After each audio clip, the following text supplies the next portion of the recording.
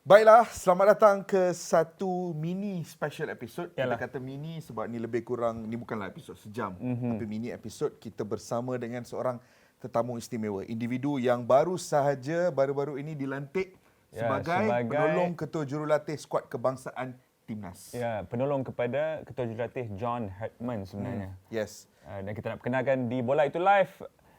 Siapa lagi kalau bukan Kish? Kita ada Simon Grayson. Simon, thank you so much for taking the time to speak with us here. Yeah, nice to see you. On Bola itu live.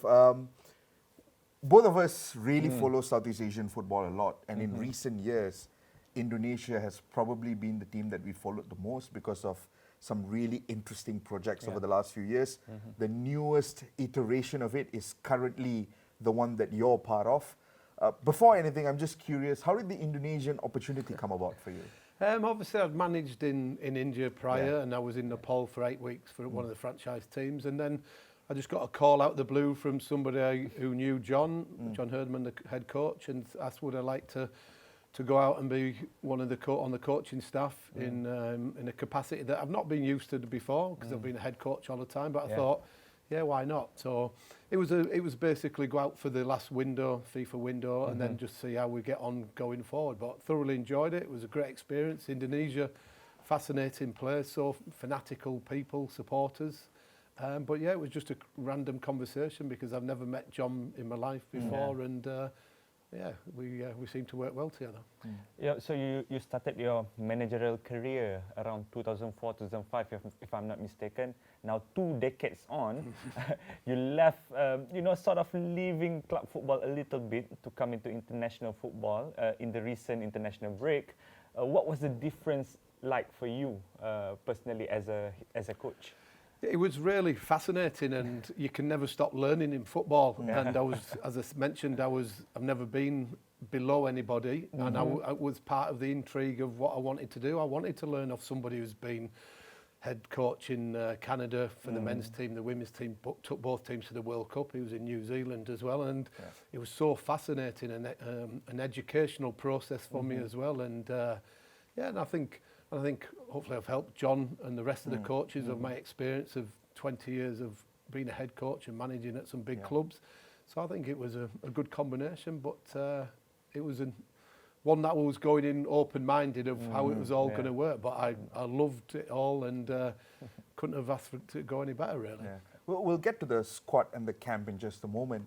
But what has it been like working together with John? I mean, you've got your own style, methodology, your own principles in football.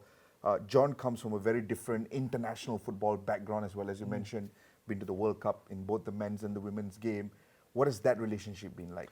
It's fascinating. It's been, as I said, an educational process for me, because I've never known a coach work with the intensity that John has, both on the training pitch, but also in the rooms where we're doing all the preparation for the games, for the training, everything else. It was his attention to detail is up there, far more than I've ever done in my managing career, and that's why he's been successful at international football. And don't forget, you only have the group of players for a short space of time, and I think even in this camp, some of the Dutch players were coming over only 2 or 3 days before the first game. So it's you've got to get your message across as quickly as you can, but not too much overload of information.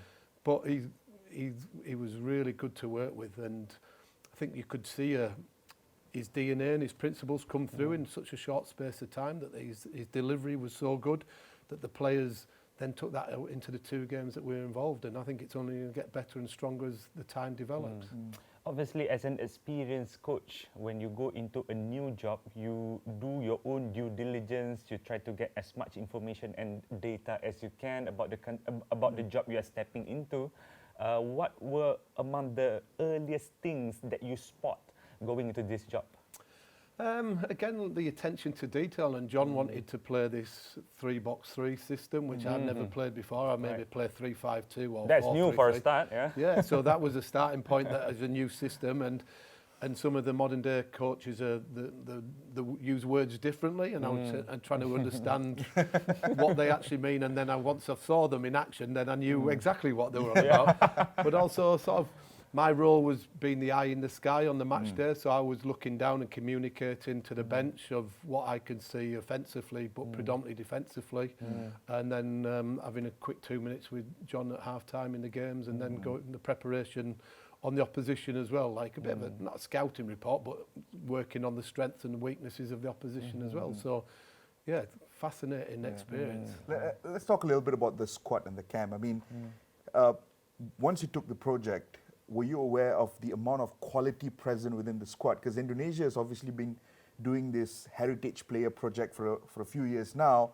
And they've got players who play in the Serie A as part of the squad. It's, you know, it's when it comes to Southeast Asia, it's a region that has always tried to play catch up, but it now feels like Indonesia, with the quality available at their disposal, it's such a fascinating project. Well, if you'd asked me this 2 months ago, I wouldn't have probably been able to name probably any Indonesian players, but obviously you get the job and it's like doing your research. And as you mentioned there, players playing in Serie A, the top Eredivisie in Holland, Verdonk's playing for Lille in France, and then Romani's playing for Oxford in the Championship in the UK. So the whole level of football is really, really good, but ultimately then you have to put it all together and get these good individuals at club level playing as a team and a unity to try and get successful results. So yeah, but it was fascinating to see the different types of players and where they were playing.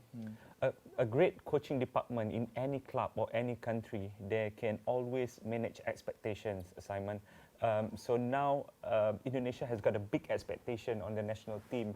Obviously, after recently just missing out narrowly on a place in the next World Cup, do you think that this current crop of coaching staff, led by John, can manage expectation, the big expectations set out by the Indonesian citizens? Yeah, look, you'd rather have big expectancy levels rather than sort of something that is not pushing you and getting you beyond your boundaries. So I think it's huge, and the big aim is to get to the World Cup in 2030 because that'll be the first time ever, and that's the message that John has been saying to everybody, that you're representing something like 280 million people to get to the first World Cup ever and be part of a legacy and a history as well. So yeah, that's what football's all about. If you want an easy life, go and manage another country where there's about 100 people watching you, not 80,000 potentially, and loads of millions on the telly.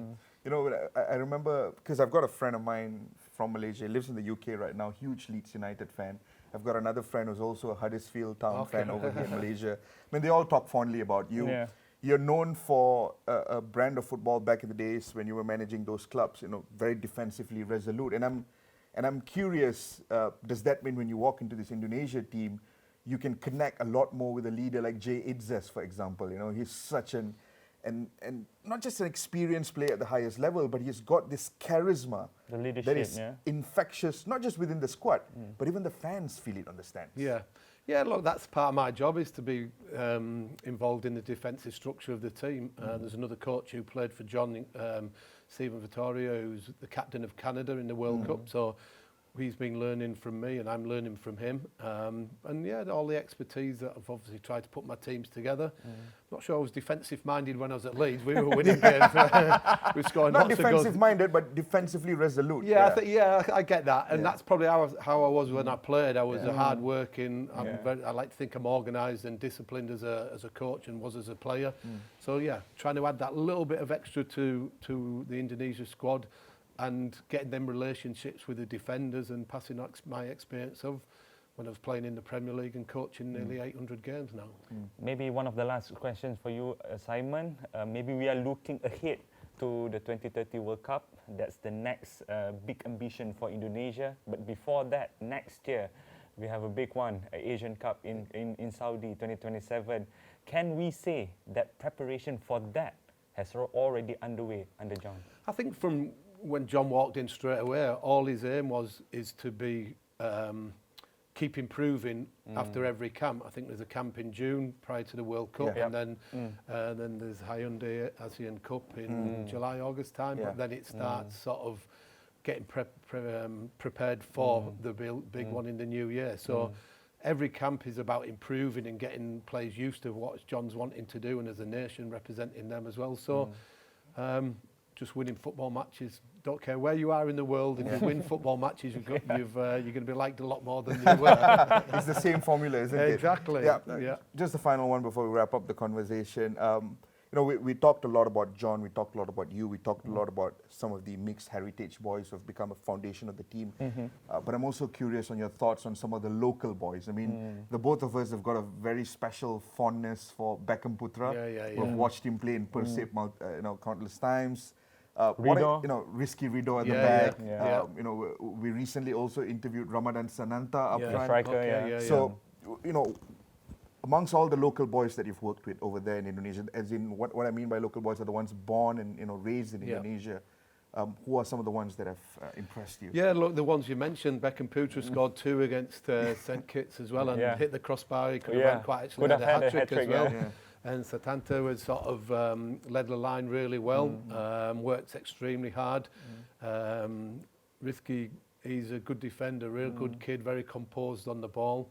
And Dony, the left back, made his debut this fever camp, and he was really good. He's got good energy. The way John wants to play, wants his wing backs to be high up the pitch and taking people on. So he's a player I think that everybody should be keeping an eye on. Not too much, because we want him to do really well. Perfect. Thank you very much, Simon, for your time. Yeah, we look forward to your team as well as John doing well in the upcoming games and hopefully taking Southeast Asian football up by another level. Well, hopefully. Thanks very much. Hope not too late for us to say welcome to Southeast Asia. Welcome to Southeast Asia. Bola itu live bersama dengan Simon Grayson. Mungkin lepas ni kita boleh cuba John Herdman pula. Terima kasih. Jumpa next time.